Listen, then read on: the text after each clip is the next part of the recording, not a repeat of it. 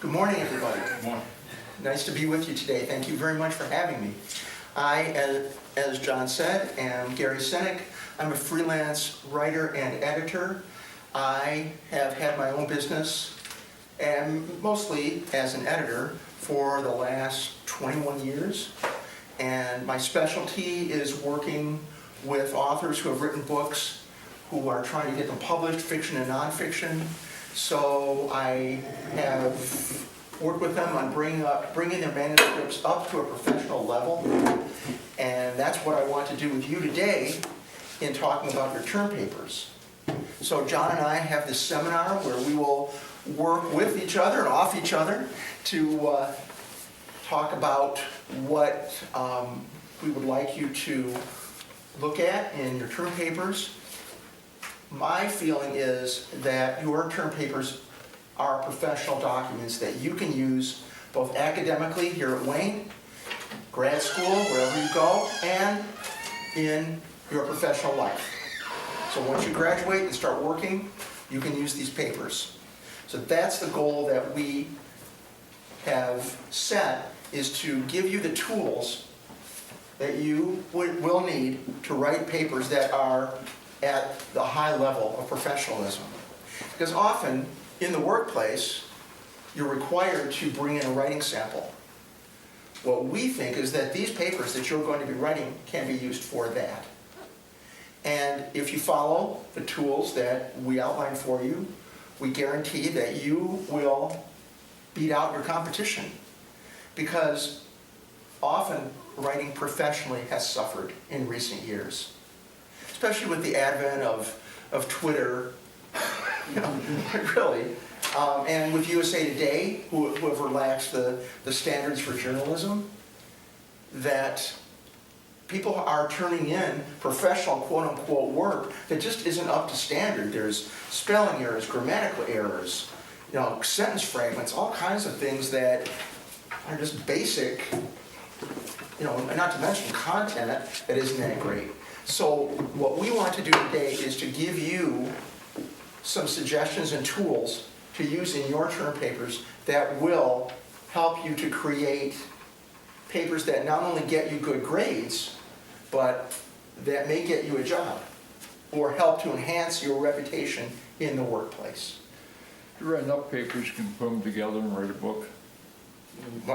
John is the poster boy for that, right? Because we worked together since 1978, and we've known each other since '78. I think you started. I did your dissertation. In terms of writing, it was more like '87. Yeah, because you asked me to edit your dissertation for you. Yeah. Yeah. And John, I don't know if you know this, but John won the Levin Award for his dissertation that year, and that's. I was also the first one done with my dissertation. Of my group of 12, of which only 5 of us ever finished our PhDs. So, Now, John and I know that you're not English majors and that, that you might have had some of this material in school before, but our thought is that you can learn this material or relearn it and apply it to your work now, and really just bring up the quality of your writing. So it will serve you well in wherever you go. Whether you continue in academia, or whether you work for a company, start your own business, whatever. This will be helpful to you. So with that said, let's begin with your term papers. These papers work this way. You choose your topic from the field and write about your subject in an informed manner. And not only that, you want to write about your subject in an impassioned manner. Because you've chosen your subject because it means something to you. You resonate with it. You've done research about it. You know it well. So what you want to do is to translate that passion into your paper so that whomever reads it, John and me and your grandma, your best friend, whomever, gets that sense, oh, this person really knows his or her subject, this person is really committed to it, and yeah, I'm kind of blown away by reading this. So that's the goal here for you with your term papers. Now, you're doing PowerPoint presentations as well in this class? Mhm. Is that right? Okay. Your PowerPoint presentation is important because what you're doing is taking the highlights from your term paper and presenting them to John and then the rest of the class in a visually arresting manner. However, your PowerPoint isn't the same as your term paper. The PowerPoint just takes the cream off the top, whereas your term paper is a sophisticated, thorough document that is written professionally and goes into great detail.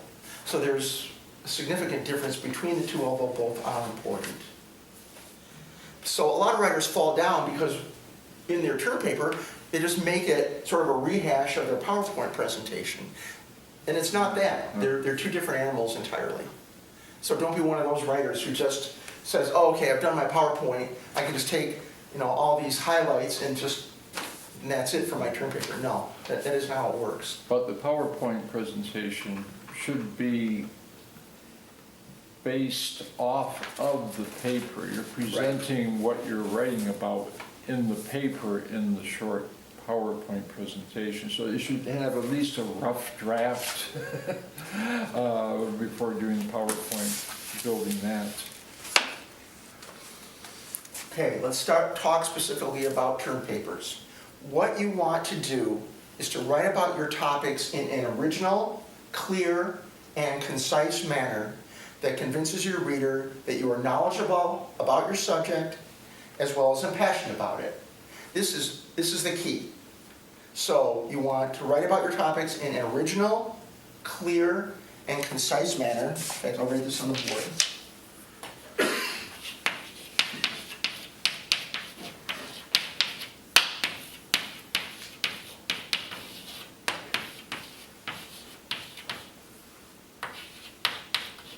So it shows your knowledge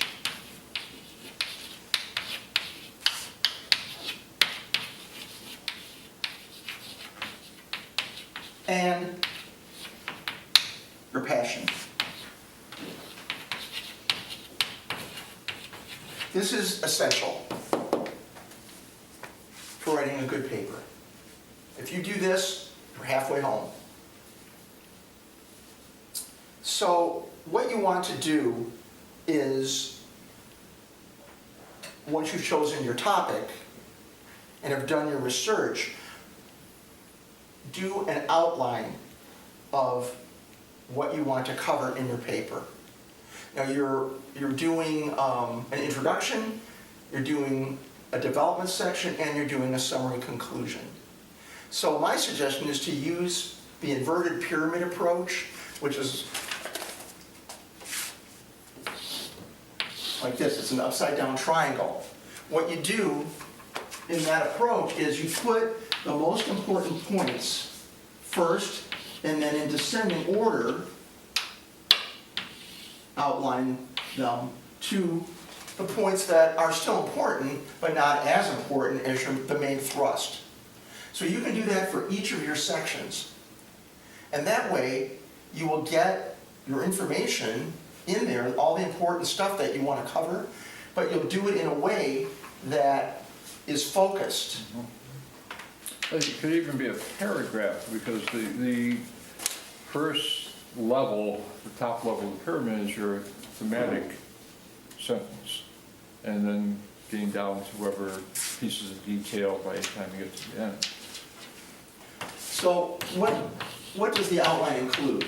You want the facts, the themes, and the patterns that you have recognized from doing your research.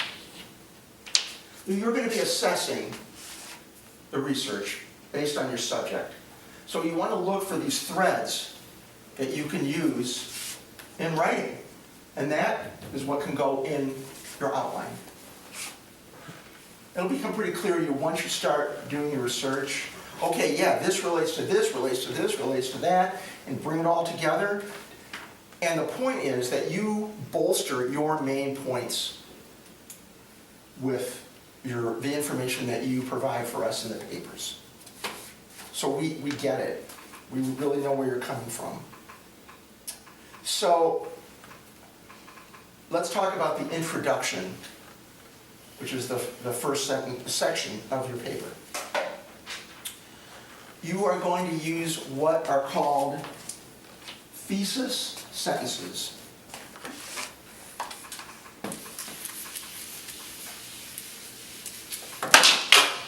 Excuse me. Wow. And for my next trick,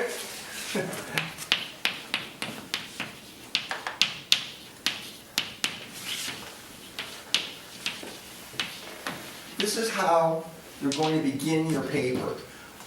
What this means is by the thesis sentence, you are defining right away what your paper is going to be about. You're going to tell us, and whomever else reads your paper, exactly what it is that they're going to be reading, so we know. And my suggestion is to do this in 1 to 2 sentences. Start off your paper by saying, in this paper, comma, I will explore, or in this paper I will define, in this paper I will explain, blah, blah, blah. You know, whatever it is that you've decided to do, whatever your main thrust is, that's what you cover in your thesis sentences. You can do it in 1 sentence, but you can do it in 2 sentences, or however many it takes for you to succinctly explain what your paper is going to be about. Is that clear to everyone? That is? Okay, good.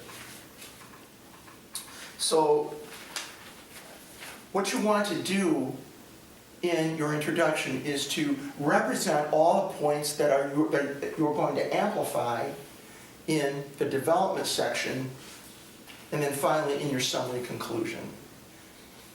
So, an introduction is just that. You're introducing your reader to your paper. So that's really what you need to know there.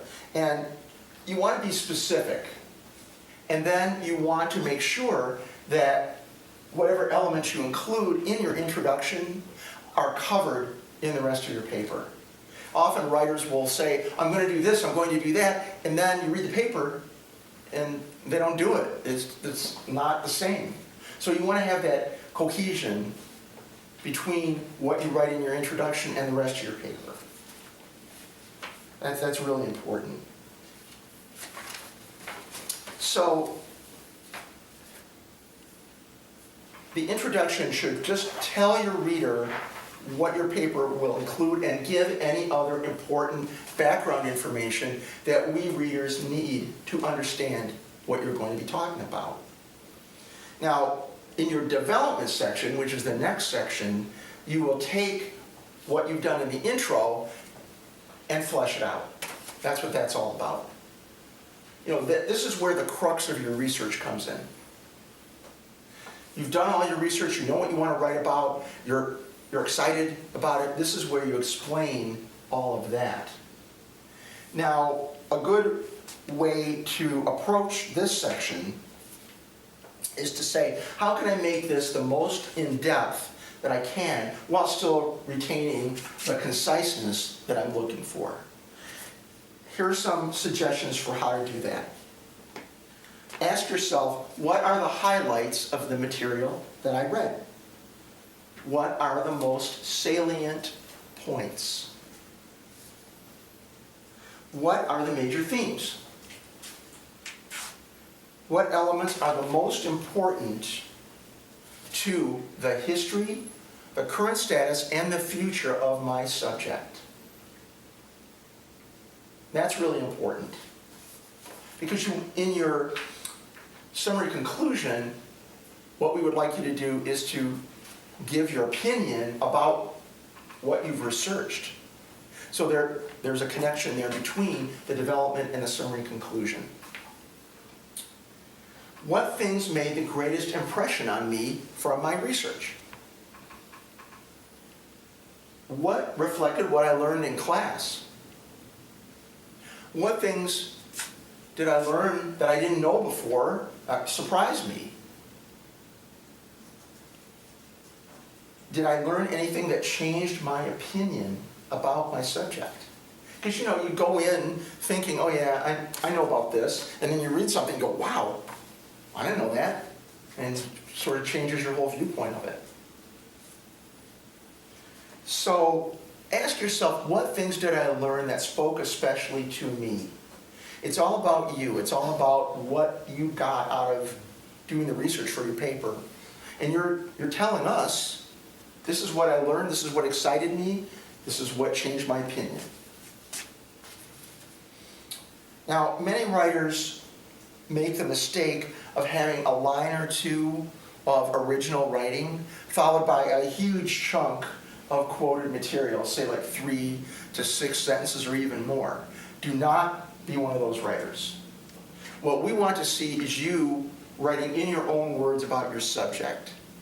You can include some quotes, but use them very sparingly and limit them to 1 or 2 sentences at the max.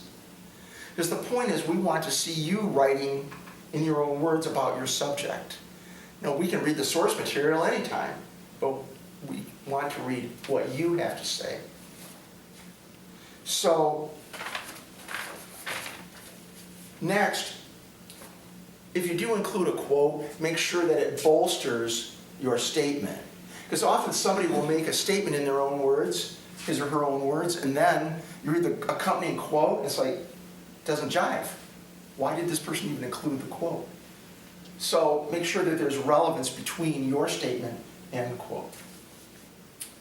Now, a lot of writers want to include footnotes in term papers. Don't use footnotes.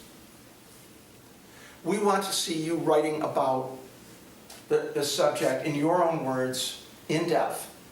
Not have to go back and forth to a footnote. It's not necessary for the term paper here.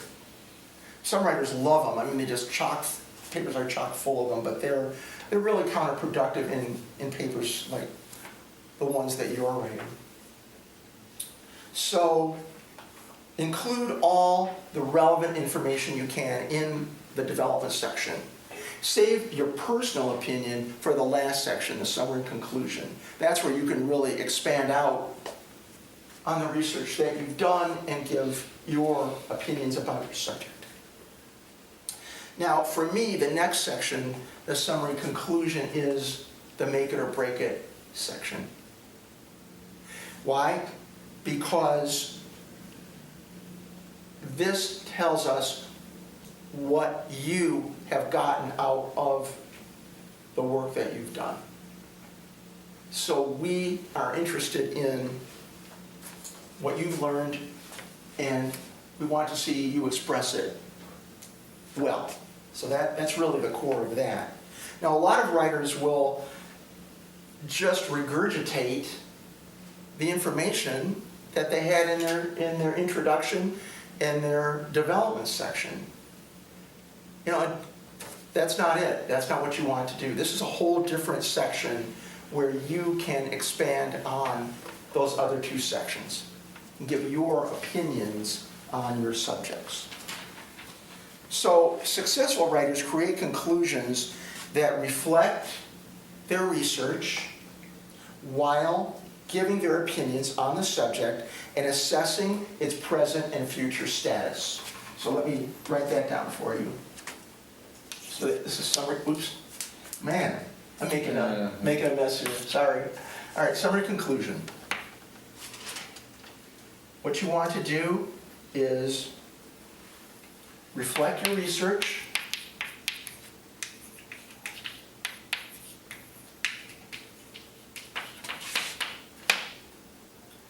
and then give your opinions,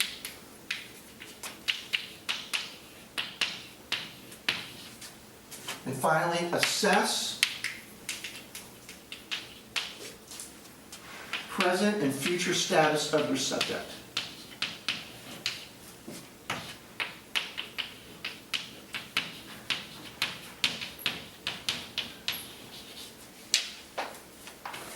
Does that make sense to all of you? Yes? Okay. All right. Yes? Can you scoot over a little bit? I'm sorry? Can you scoot over a bit? Scoot over this way? Like that? Okay. So, ask yourself these questions in writing your summary conclusion. What have I learned from the experience of researching my topic? What comments can I make about it? What is my subject doing right? What is my subject doing wrong or not at all? What could my subject be doing differently to improve? So based on my research, what can I project for the future of my subject? That's the kind of thing we want to see. Ask, is the subject's current approach working well? If not, why not? And then what would you suggest as improvement? So if you can do that in your summary conclusion, you're all the way there. You will definitely get a good grade because that's the crux of the paper. So, More important than getting a good grade, you'll have something that is a professional calling card. yeah, that's That it. You can always, I won't say that you could turn this one paper into a master's thesis and then turn it into a PhD dissertation. However, this is how many such papers start. Exactly. If you have a good idea, you've done something basic, and you can find the direction to do larger things. So you want your summary conclusion to be informed and thoughtful. We'd like to see that you've really given some thought to this subject and have some definite opinions about it and express them well.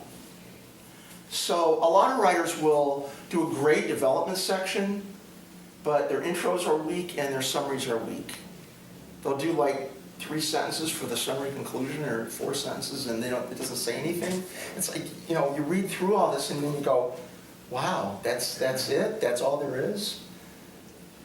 Because they build up, they think it's going to be really good and then they don't follow through. It's good to go back to the introduction and your second edit Yeah, on that after you've done other things, because it changes. definitely, definitely.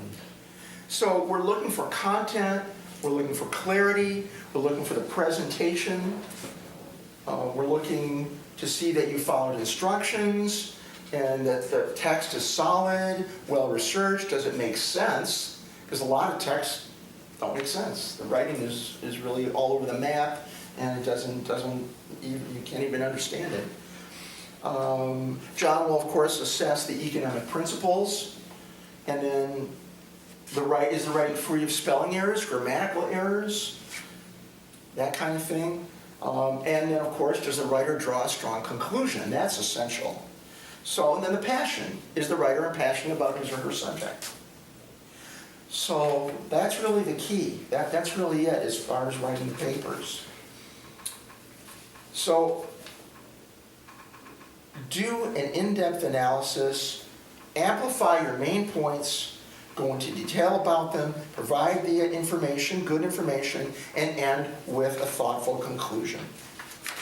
That's really it in a nutshell. Now, I do want to talk about the writing style that you use. That is important, because you are writing professional papers. So your writing style needs to be sophisticated. It doesn't need to be Shakespeare. We're not expecting that. But you want to write in a formal manner. You don't want to use a lot of colloquialisms. You don't want to make it just seem like you're having a conversation with your buddy. You want to write it so that it's formal and sophisticated. So a lot of writers will give great content, but their papers will be undermined by spelling mistakes, grammatical errors, sentence fragments.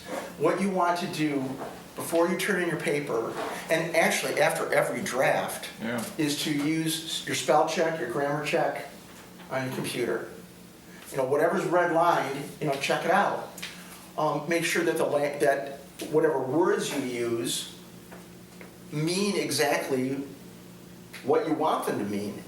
and are spelled correctly. Like a lot of writers will use lead, L-E-D. They'll want to use L-E-D, but they'll put L-E-A-D, lead, instead. You know, when you see that, it's like, okay, this person didn't even read through his or her paper and note that it's not the right usage. So you want to make sure that everything is correct in the papers before you submit Spell them. check and grammar check don't always catch things like this. Yeah, Even Grammarly, which is better than what Word has, there's problems that I've seen with it. I have a question. Yes.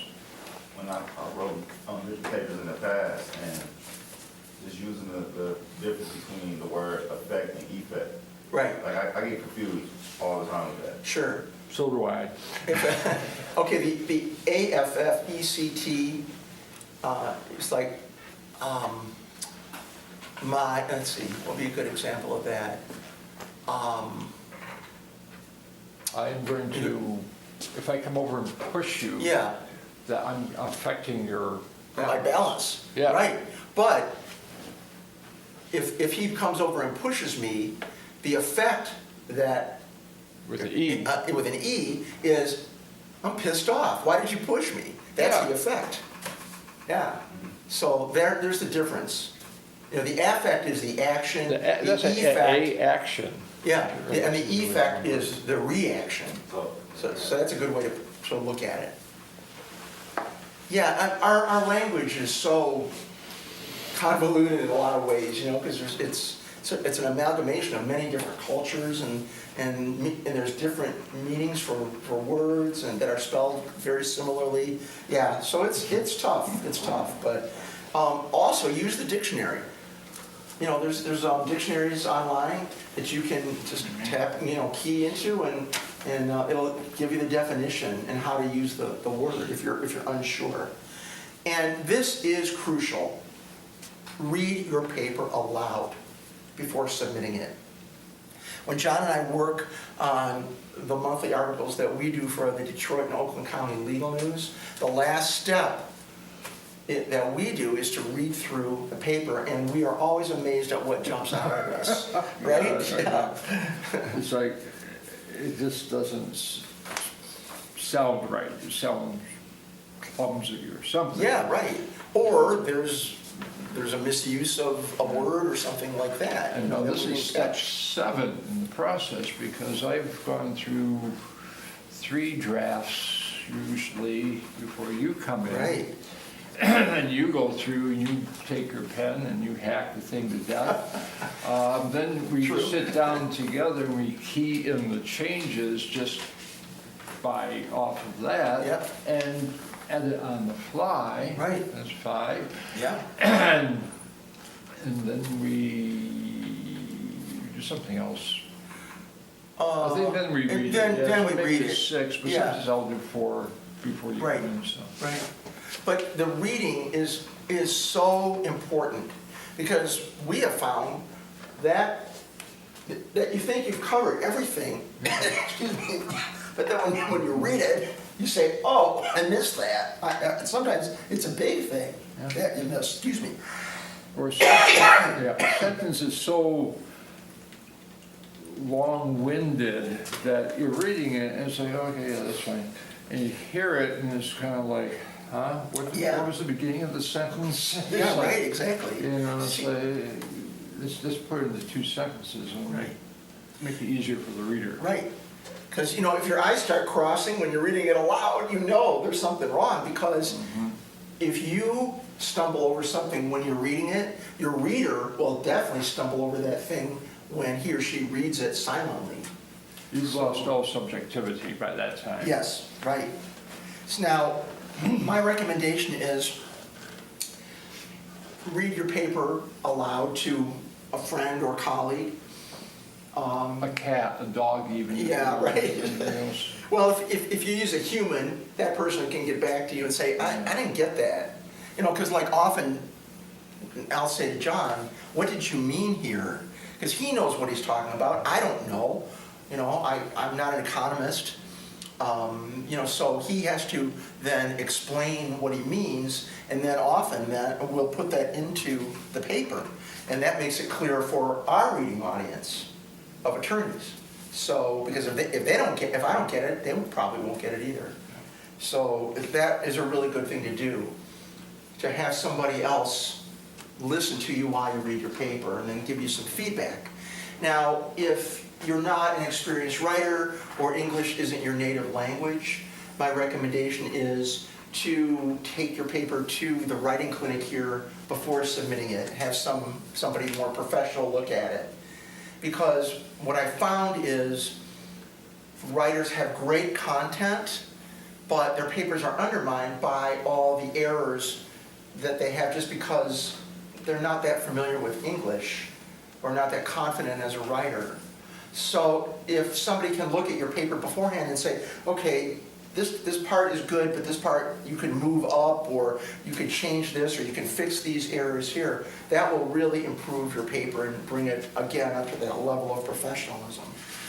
Maybe make friends with someone who is like a senior majoring in English or a English grad student, and find a English graduate assistant that's even better. That's true. Pay them a little bit of money, buy them some beer, whatever it takes. Yeah. So some writers lack focus. Their papers are all over the place. You don't want to be one of those writers. You want to use the inverted pyramid. Get your material in order according from the most to the least. And that would really help. And again, like I was saying about John, if you have something that you're explaining, like a theory or a premise or something that's part of your area of expertise, do explain it in your paper. Give it a little thumbnail explanation, because I probably won't know what it means. Maybe some of your other reading audience do. Maybe even your boss, if you submit your paper to the head of your company for review, might not know what that thing means, and then they're going to go, what is this? He didn't explain it. So do explain those terms. That will really help. So again, we want you to provide information that best reflects your subject, your intelligent opinion about your subject, and then assess the current status of your subject as well as its future. So you want to ultimately impress your readers with the mastery of your topic and your thoughtful reflections on it. That's really it. So the mastery of your topic, your thoughtful reflections on it. So we want those original, well-considered, well-written papers to be what you submit. Now, in order to help you, to bring you, again, up to a higher level as a writer, I would like to give you some specific examples of consistent errors that writers make, as well as suggestions on how to avoid them. And all of these examples come from real life. They're all from papers that we have gone through in our years in doing this. But before I do that, it strikes me I should ask, does anybody have any questions about what we're talking about thus far? Does it all make sense to you? Yeah? Yes, sir.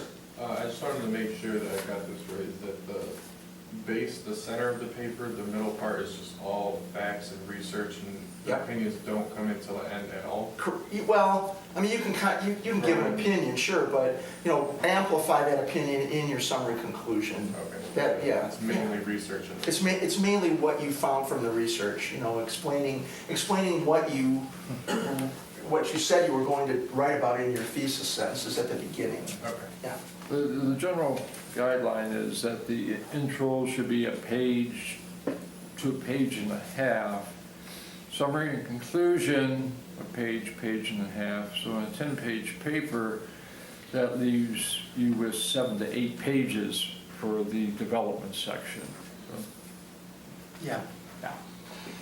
And then, you have to be frugal. yeah, right. And then, how much do they have for the summary conclusion?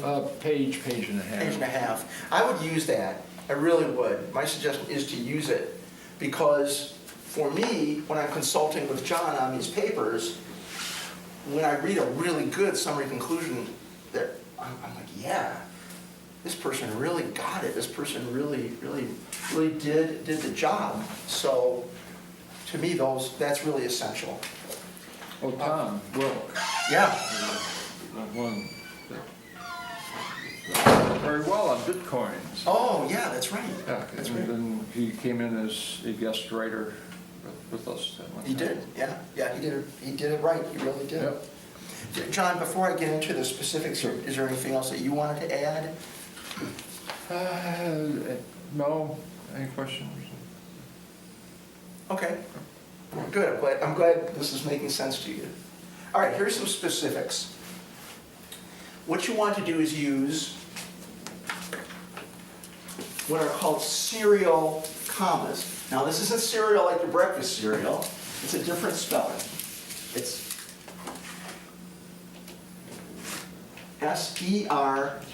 S-E-R-I-A-L, which comes from series.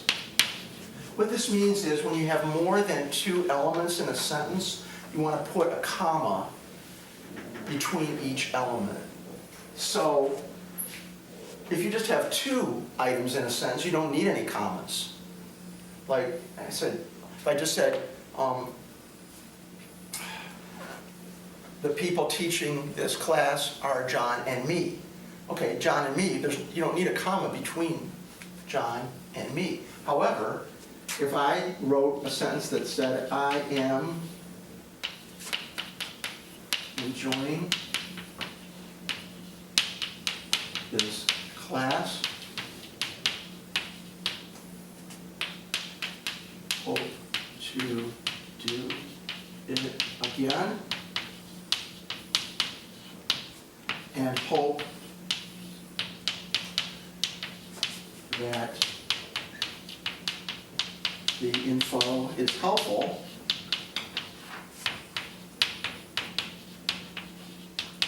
There's three distinct elements. 1, 2, 3.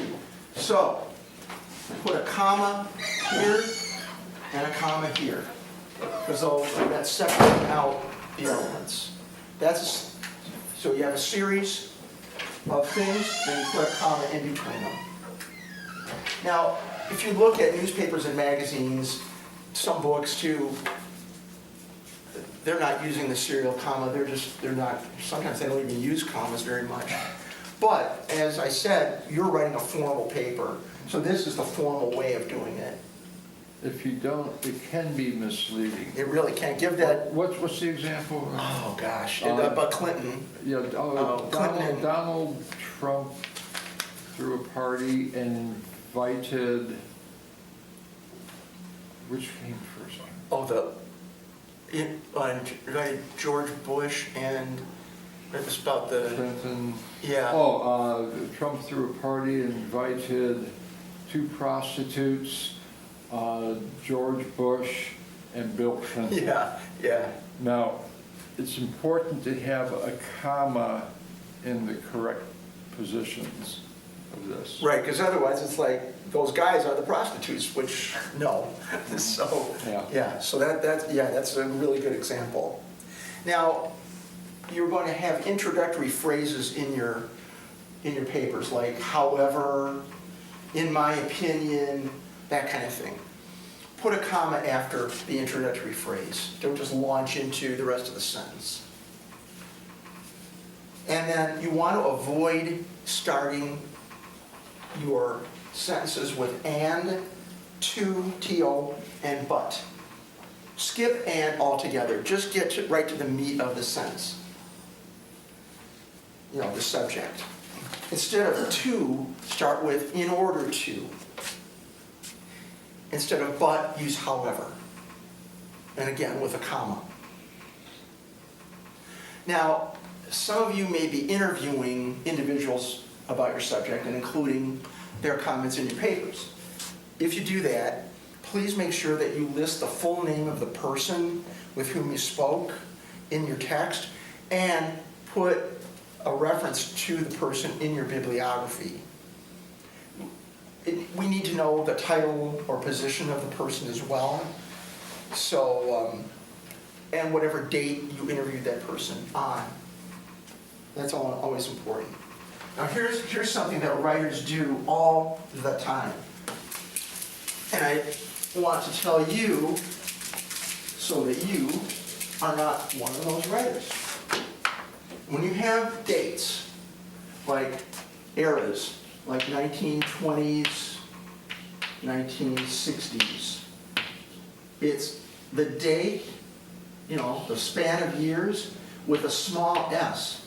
It is not 1920s with an apostrophe, 1960s with an apostrophe. When you ever have an apostrophe, that's a possessive. That's a whole different thing. So you just want a straight date. And also, similarly, when you have CEOs, DVDs, let's see, what would be another example? I'll think of it. But anyway, it's the same principle. It's just CEO with a small s, DVD with a small s, not with apostrophes. Unless you're writing a sentence like, the CEO's opinion of my paper was excellent. Then, opinion is, you use the possessive because it's that person's opinion. But if you're just stating CEOs, like the plural CEOs, no apostrophes. Now, Gary is mentioning all these points because we've been doing this for a long time, and these are things that repeatedly come up Oh, yeah. over and over. Over and over. So, Yeah. And in previous classes, when John has asked me to speak, I've gone over this with students, but sometimes it doesn't sink in, or they just forget to do it. But I'm telling you now, so that you won't be like those students. You will remember and you will do these things. I will post this video when I get done doing the exam. I'll post it this week so you can go on and reference. And we also have other videos online that you can look at, where we talk about these things and some other things. So if you have time, you might want to check those out as well. Now, you have punctuation. Where does it go? If you're inside, like you have a quote, where do you put your period or your comma or whatever? It always goes inside the quote mark, not outside. Now, if you're from England or some other countries, then they do it differently. They put the periods, commas, whatever outside of the quote mark. But here in America, this is the standard. Keep it within the quote mark. Now, URLs. I cannot tell you how many times we have had URLs in a bibliography, and all it is just one line listing the URL, and it makes absolutely no sense. We know nothing about the subject of it, if there was an author, whatever. So if you do include URLs, which I'm assuming you will, give information about what you have researched. Is there an author? Is there a title for the piece? Is there a date? That kind of thing. If there's no date, just put down whatever date you downloaded the URL. Yeah, if it's a one-page website, you can just do www.thename.com or whatever. Chances are, though, it's going to be on a sub-page, so take a slash all the way down to whatever page it is. So if I were to enter what you have, it would take me right to that page. Right. Okay, here's another important point. No split infinitives. What's a split infinitive? It's when you've got the word to, and then you've got adverbs or adjectives between the word to and whatever the verb is. Like an example would be to more fully understand. That's wrong. It would be, the correct way is to say to understand more fully. The point is, you want to keep the word to and the verb right next to each other, and everything else follows that. And I'm telling you, if you look at any newspaper today, you're going to see a million split infinitives. Magazines, they've really relaxed the code on grammar for that kind of thing. But for your purposes, to write a professional paper, you want to keep your to and verb together, always. Even though we've been working together for, what, 30 years? Yeah. You still find at least 1 or 2 split infinitives every month. Yeah, it's true. Although you have gotten better, to be, Why, give your thank you. credit. Thank Yes, you. I you're am welcome. teachable, I guess. Yeah, you definitely are. So that's very important. Now, your bibliography, you can use whatever style you want. MLA, Chicago Manual, you know, whatever works for you. However, please do include this basic information. The author, the title, the publisher, and the publication date. Now, if you're using a book, the publication date is either on the page, the first page that you come to with the title, or flip that page over and it'll be in a copyright line, like maybe 3/4 of the way down. So, like for example, an entry could be Sase, John. What was the last book that you did? Blah, blah, blah. One agglomerative subcentric. Oh, yeah. Okay, so that would be the title. Radio monocentric cities. Yeah, radio monocentric cities. The title, that should be in italics, not Roman type. It should be, you know, everybody knows the difference, right, between italics and Roman? Like italics is when like you've underlined something, or it's in that sort of, that font that sort of goes to the right. You want that. And then John's publisher, Kavish Media, comma, 2017. So that's the kind of line that we would like to see. So please identify the people whom you mention in your paper. Like for example, Stuart Rosenthal, comma, a professor of economics at Wayne State, said blah, blah, blah. Salvador Dali, comma, a Spanish surrealist painter, comma, had a profound influence on modern art. So those sentences define Stuart Rosenthal and Salvador Dali, so the reader doesn't just hit the name and go, who is this person? Why is he or she important? So you want to just include like a little thumbnail explanation. 2 or 3 words. Yeah, whatever, just, you know, just enough so the reader knows who this person is. We quoted, what, Feynman Yeah, right. this month, Right. and what's the tag on him? Oh, 20th century American physicist. And quantum mechanic. Yeah, quantum mechanic. Yep. Really developed quantum mechanics. Yeah, he did. Now, if you've got 2 words that are modifying a noun, you want to put a hyphen in between them. Let me give you an example of that. Like for example, I got 30-year loan.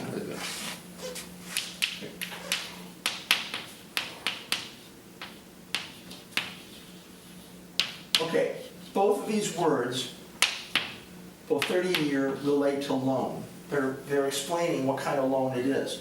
So therefore, you want to put a hyphen, that little line, in between the words that are modifying the loan. A lot of people don't do that, and it really shows. It gets confusing. It does. Like another example Like this would be like, oh, I have 30-year loans, Yeah, rather than a 30-year loan. exactly.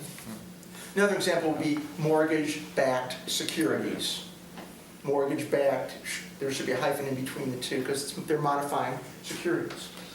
These are things that get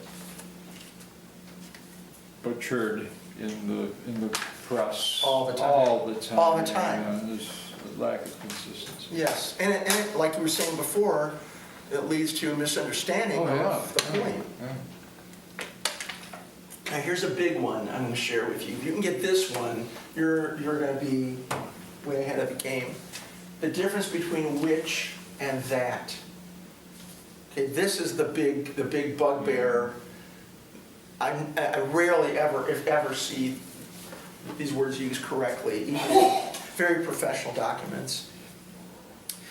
When you say which, you refer to one of many.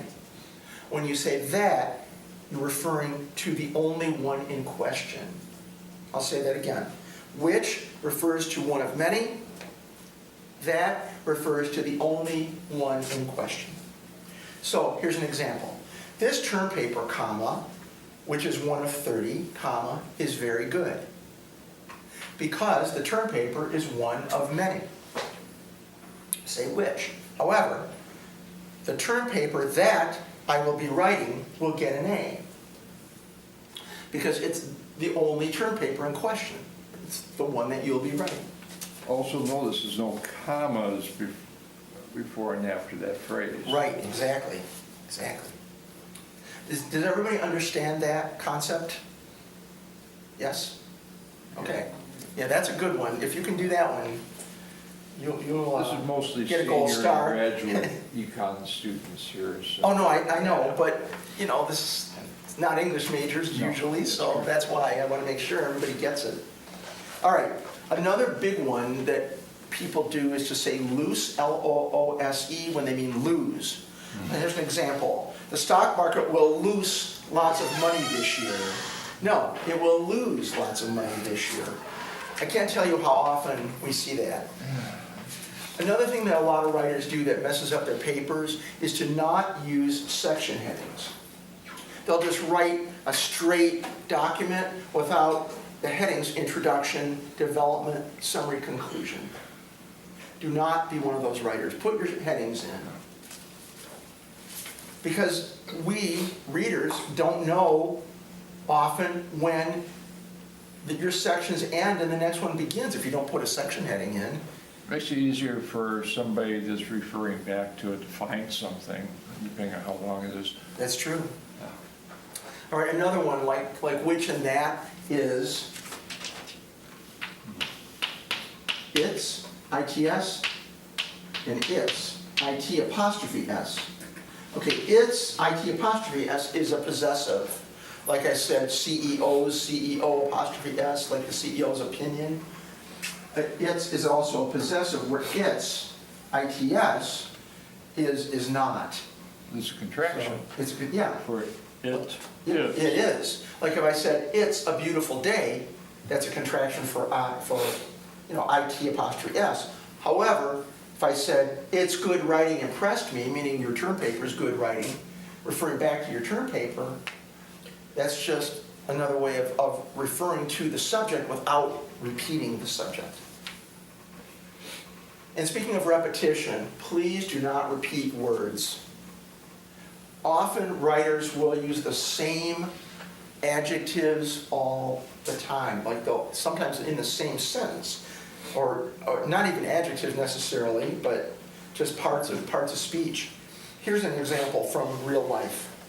An important field because it uses issues important to ... That writer used important twice in one sentence. It's like, come on, be creative here, find another word, go to your thesaurus feature. Online. Yeah. Just type in your whole list of things. Yeah, you know, and you find a substitute word. I mean, you can use the same word again, but give a couple sentences between the usage of it the first time and the second time. So sometimes there's technical words in the field, like when we just trying to get educational attainment. Yeah, right. You can't really mess around with that. No, you can't. Because people won't, they'll think you're talking about something else. You know, there's a precision kind of word. Yeah, that kind of comes with the territory. So anything else like important, more common words, use some variety. Yeah. The descriptive words are the ones that you want to use variety with. Okay? But John's right. If you're using a term, you have to use the term. That's the term. But if you're describing that, then Like You have mortgage-backed leeway. security. Yeah. I mean, it is what it is, and if you call it something else, it's like, it's not the same thing. Exactly. People will not know what you're talking about. Right. Now, here's another important point. Check the spelling of proper names, place names, titles, etc. before you submit your paper. Google them or check them in a dictionary. Now, here are two classic examples where the writer did not do that. The person referred to President Barack Obama and spelled Obama O-B-A-M-M-A. Now, if that person had gone online and looked up Obama's name, could have gone to Wikipedia even and found it, correctly. Another person, I found one with Obama, O''Obama, like really, an Irish name. Irish name, interesting. Yeah, check, please check. Maybe Barack used that on St. Patrick's Day. Oh, maybe, I Yeah, don't know. Well, the other one that really stuck with me was Hart Plaza, the Hart Plaza that's down by the river. Mhm. It's H-A-R-T, and this writer referred to it all through his paper as H-E-A-R-T, like you're beating heart. And it's, again, just check it, make sure that it's right before you finally submit your paper. Philip Hart. Yeah, fill apart, exactly. Now, make sure your papers are long enough, because short papers, even of good quality, are marked down. And don't change your margins to make your paper look longer. I mean, a lot of people do that, and you can tell right away, because 1-inch margins around, Times New Roman, boring, 12-point font, double spaced, not 2.5 space. I've been doing this for a long time. I can just look at it, I can tell. Yeah, and I too, when I look at a paper that has the margins misused as compared to other papers that did it correctly, it's very obvious. Gary comes over to the house, we sit around, we drink coffee, we drink Manhattan. Manhattans, Yeah. or we're calling them 4th regiments now. Yeah, right. Yeah, okay. Now, another important thing is, this sounds really basic, but it's very important to include a cover sheet. Because a lot of writers don't include one. They just submit the paper and they might put their name on the top, but that's about it. So, you want to have a cover sheet that has your name, the class, the date of submission, what your title is, which is very important, the title for your term paper. So, it's doesn't sound like a big deal, but it is a big deal. Because, like when I'm looking at a paper and there's no title, I don't know what it's going to be about. It's like, okay, what is this person Don't put your writing name about? on every page either. No, you don't have to do that. Part of it is to be able to flip the cover over and then read it somewhat anonymously, without any kind of preconception. Are we including an abstract? No, you don't have to do the abstract for the paper. It's not quite that formal. Right. I get you. Okay, another thing is, if there's just two elements in a sentence, you don't need a comma. I referred to that before, and I said John and me. You don't need a comma there. Here's an example. All of this supports the process of urbanization and the global economy. That's a real sentence that somebody wrote. But how that person put a comma after urbanization, that's not right, because the process of urbanization is one point, the global economy is the second element. You don't need a comma between them, there's just two. But you're going to see misuse of commas all over journalism and books. People have, again, kind of dumbed down their use of commas, but Newspapers, because budgets are cut and they don't have the money to hire people, and and a lot of stuff that gets in the newspapers is more or less just copy promo for Right.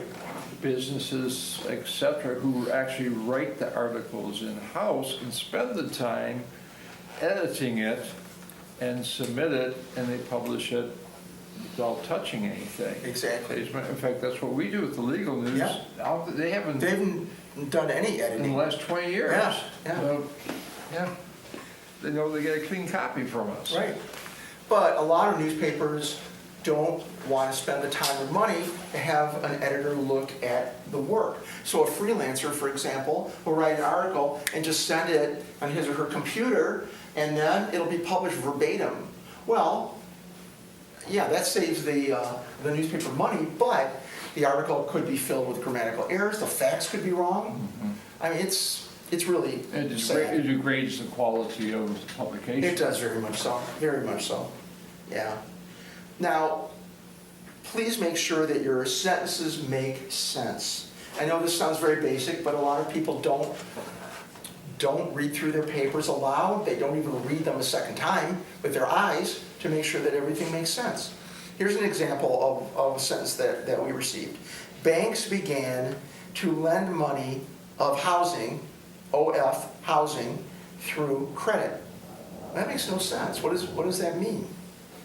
So again, reading your paper aloud will help you to pick up on those kinds of errors.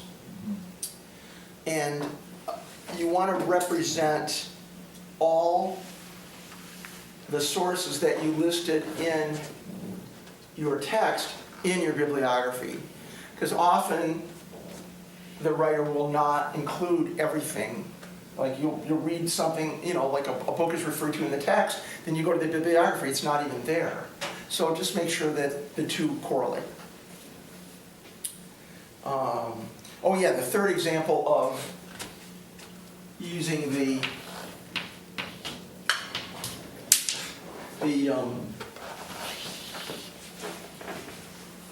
something without an apostrophe between it is CDs.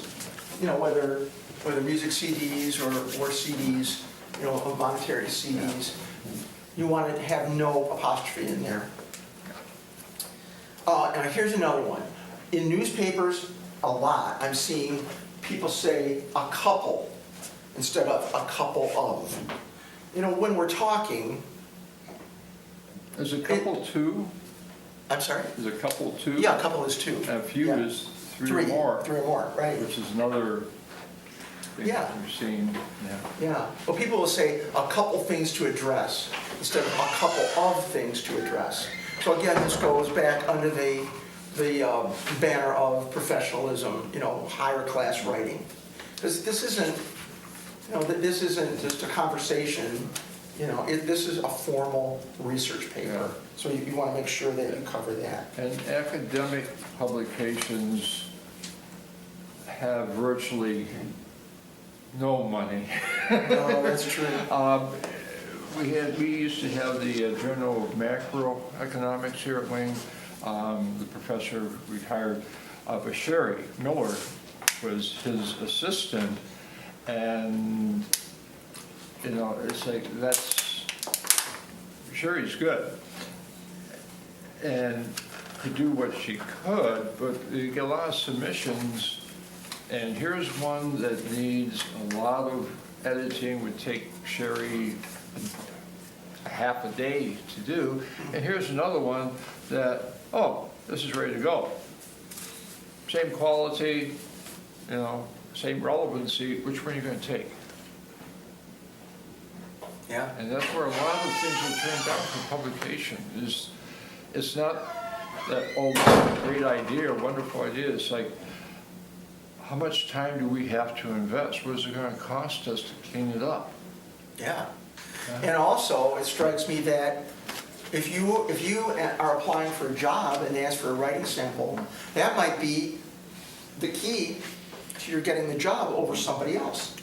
Whereas you and the other person might be well qualified, equally qualified, but your paper, your writing sample, could be heads and shoulders above that other person's. And so the CEO goes, oh yeah, I want this guy.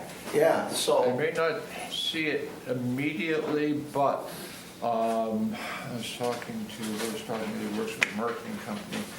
Within the first 90 days, right, the first 89 days, because that's the cutoff to keep hearing that, they will give everybody a thing to get a writing sample from them. yeah, it's true. More important than the drug sample, too.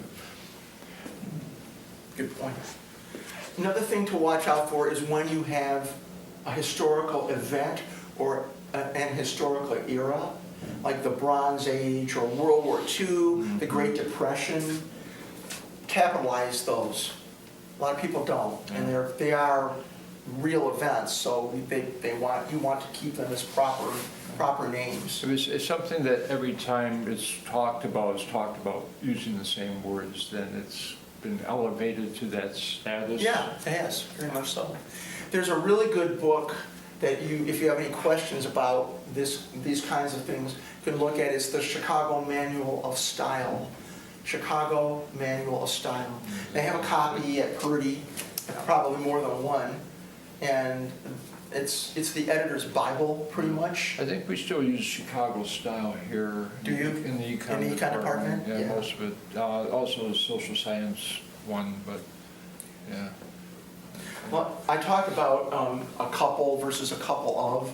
Another thing that relates to that is keeping the language formal, because these are serious, sophisticated documents. The language should reflect that. And these are kind of funny, 2 statements from previous papers. I worked my ass off was one of them, and that was bullshit was another one. Now, you're going along. Now, the standard has been lowered considerably in the last year. Yeah, true, but You're not tweeting. no, Okay. they're really not. No, these are inappropriate statements for a serious term paper. So you want to watch out for that kind of thing.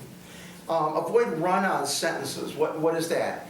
A run-on sentence is a sentence that just goes on and on and on without ending. Sometimes there's commas in it, sometimes semicolons, but it could be like this long. And your eyes start to cross, at least mine do, when you have a sentence like that. 100 years ago, that was like the benchmark. holy grail. It was, yeah. It was, with lots of footnotes. With too. lots of footnotes, yeah, but No. no, not anymore. No, it's much more clear to have shorter sentences. Break your sentences up into manageable pieces. We're writing English for a much wider audience than we ever did before. Where, the arcane academic English was fine. It separated the upper class from everybody else in America, because the British couldn't even understand the way that we were writing. But now it's like what we're writing is going to go through like Google Translate, and if it doesn't, if it gets muddled in these kinds of things, it's it's hard to fix. Yeah, Yeah. that's very true. So that's why the clarity is so important. Because with clarity comes understanding. Yeah. So if you have clear statements, much easier for somebody to get your meaning. Yeah. One last thing is vary your sentence structure. You have declarative sentences. I am teaching this class, period. I am enjoying teaching this class, period. Now, instead of repeating another declarative sentence, which gets really boring and repetitive, I would include the next sentence with an introductory phrase. Right? On Sunday, comma, I will be at home. So that gives both your eye and your ear, when you read it aloud, the sense of variety. It's much more lyrical, much more easier to get the flow. Reading should be enjoyable, even if it's something like really challenging conceptually. The reading of it should be comfortable. Right. You want people to read it. Definitely. And a good rule of thumb for this is if you've got 2 sentences that are the same, make the third one different. Yeah. like if you've got two declaratives, use an introductory phrase for the third. And conversely, if you have two with an introductory phrase, then switch it up for You the could third push one. it to 3 if need be, depending on, Yeah, but you know, if you're really try like, not, be conscious of it. yeah, I mean, if you're explaining something that's really crucial to your paper, sometimes you might want to use more sentences of the same type until you get that explained. But then, once you're done, switch it up. 2 to 1. Yeah, 2 to 1 is a good ratio. So that's it for me as far as what I wanted to share with you. But I wanted to know what questions you would have on all of this. I know it's a lot, but what can I help to explain? What can John and I clarify for you?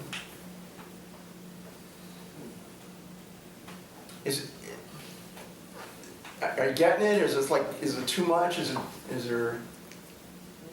all right? Yeah, it's all right. Okay, all right. And help one another on the papers, you know? Especially, you know, some of us here have English as a second language, and those that have it as a first language, we learn something by helping somebody with English as a second language, because we have to explain what we just kind of grew up knowing what to do, but never thinking about it. Yes. So yeah, sharing this kind of thing is good for everybody. And also, if you share your papers with your peers, even, you know, like your early drafts, you know, if you like get together in a circle with other people from your class and read what you got so far, your peers are going to tell you right away, oh, that doesn't make sense, or what did you mean, or hey, you might want to amplify this is good, you know, but tell me more.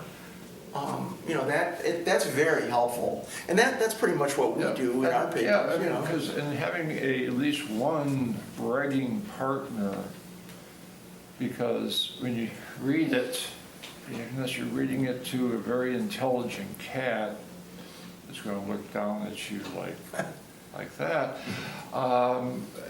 It helps to have two people, because when you're concentrated on reading and not listening, another person can listen, and vice versa. And to be able to do that when you get towards the end with another person early is very useful, either a class member. That's why, because it's economics, you know, unless your grandmother has an advanced degree in economics, it may not be as much help to you, because she'll be stopping, well, what does that mean? Oh, that's a funny sounding word. Yeah, that's true. So- And if you work with each other, you can bounce ideas off each other, concepts off each other, which is also helpful. I never get papers which are like, you know, one person stole another person's idea. No, it just doesn't happen. If they're on the same general topic, they're just so different and unique. And you may want to check that too, you know, because sometimes a person is doing research and they go, I got all this stuff, and it's like, I'm not using it because it doesn't fit my theme. Well, maybe somebody else is working on the same general idea. Yeah, share information that way, right? Yeah. Or if you shared your drafts with a peer, that person may listen to what you've got and say, you've got a good kernel of an idea here, but it's too diffuse. It's, you spread yourself all over the place. Maybe you could just concentrate on this aspect and write about that. You know, because that often happens, that we get papers and they're just so monumental, the subject that's trying to be discussed. It's the person can't do justice to the subject in the amount of pages. You've got 10 pages, but you only have 7 to 8 pages typed double-spaced for the development. I mean, that's really, I did this on purpose, okay?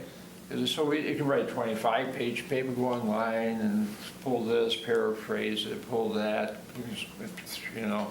It's easy nowadays. You don't have to type everything either. You can just copy, paste, and change the font. Yeah.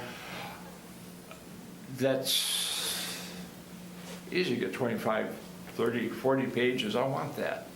The format is often called an executive treatment or executive brief.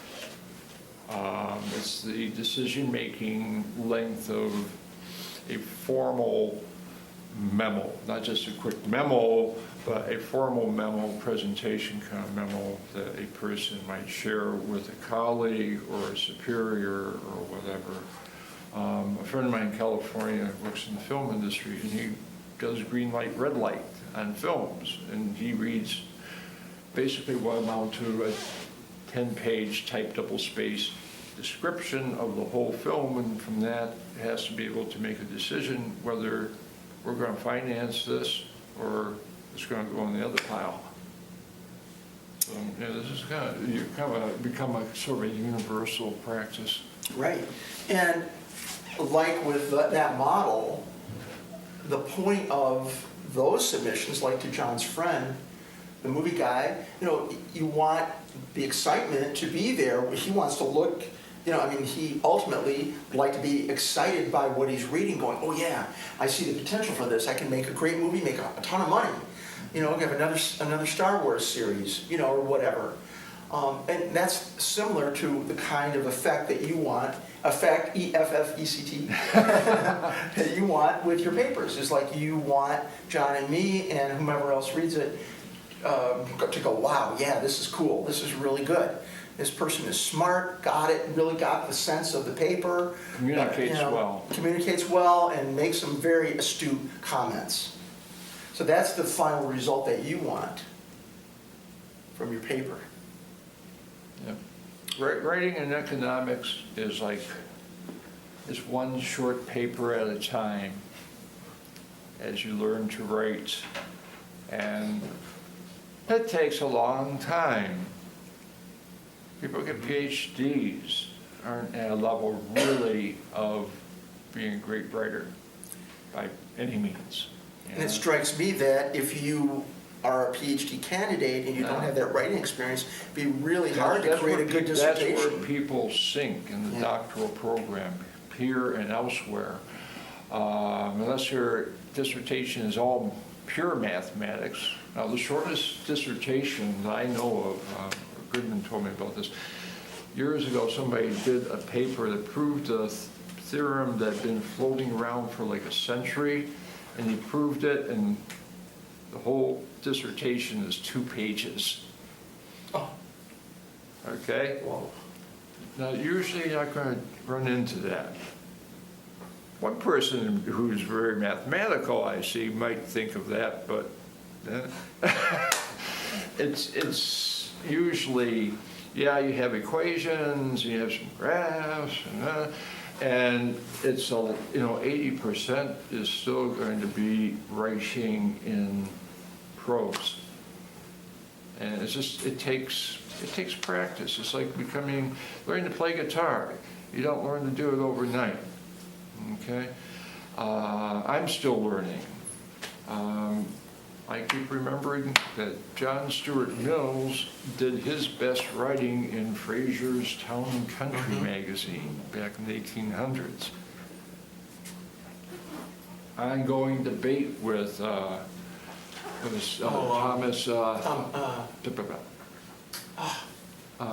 The slavery guy? Yeah. What's his name? Yeah, but another famous guy. other famous guy, Carlyle. Carlyle, Yeah. Who is the person that came up with the phrase within this month-by-month debate with John Stuart Mills, economics is a boring subject. That came from Carlyle as a slam against John Stuart Mill. So you know where that's coming from as econ majors. But the whole thing revolved around Carlyle was part of the group that wanted to reinstitute slave trade in Britain in the 1850s. Okay, and John Stuart Mill and the whole other cadre, which Jeremy Bentham, etc., were like vehemently opposed to doing this. And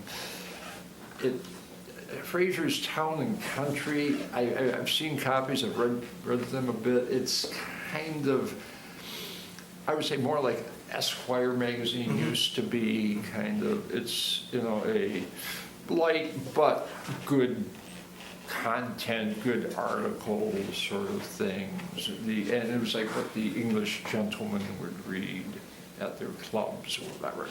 And so it was a way to influence a lot of decision makers, and it was this ongoing thing, month by month, between Carlisle and Mill. That's how you learn to write. That's true. So what happened with the dissertation, the guy, the two-pager? I'm not sure he's actually did quite well. Oh, okay, but did Yeah. Goodman make him go back and flesh it out? 2 pages? Yeah, No, 2 they pager. accepted it. You did? Oh, yeah, no, Oh. that was fine. It proved the point. Okay, But interesting. this is in math, Yeah, so this right. is different, you know. Excuse me. So, question for all of you, have any of you thought about the subject for your term papers? Or started working on them? Not yet? Okay, just curious. What's today's date? 16? Of June? June? So did we do have like a month? Or Well, the presentations are on the last class day, which is last week of July. That's already in July.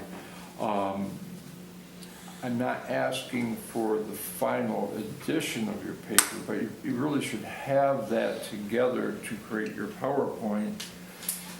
And then hopefully from me, from your fellow class members, get some feedback that might help you do some finishing touches.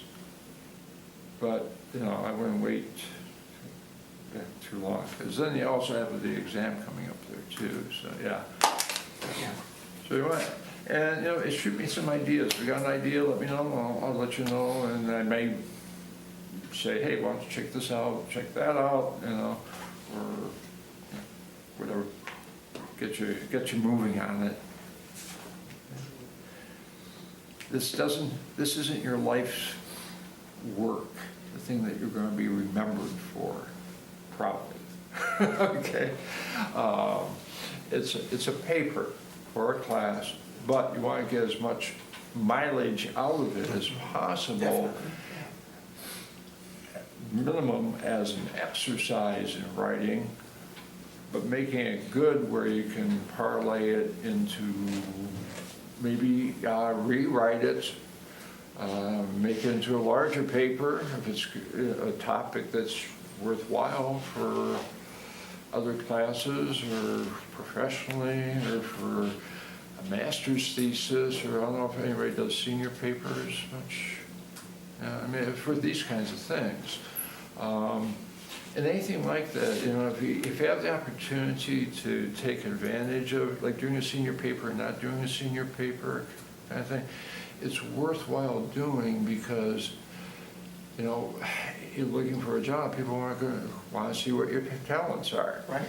And, you know, I'll talk to them for 15 minutes, but, you know, if you can leave a good takeaway with them of like, oh, okay, this is professional, this is up to the quality of Joe or Bert down the hall here, and, you know, this person would fit in very well because, you know, they know how to write, and it's an important component. Exactly.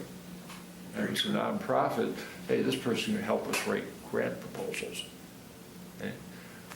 Various other things. And now that you have the tools to write professionally, that will serve you well. Yeah. When I was at Focus Hope, our research, I created the research department because there wasn't any, and we got our money from various grants, but it was like, this is typical. It's like, my department was funded by, I think, 28 separate line items on 28 different grants per year. And a little bit here, a little bit there, and this is often how it's done. So you have to be able to interface and communicate with the people who are compiling all these things, and yeah, it's important skills. Very much, very much. Yeah. Any other questions or comments? Well, I've very much enjoyed being with you today. Thank you again for having me, and I wish you all the best in writing your term papers, and I look forward to reading them. Yeah. Thank you.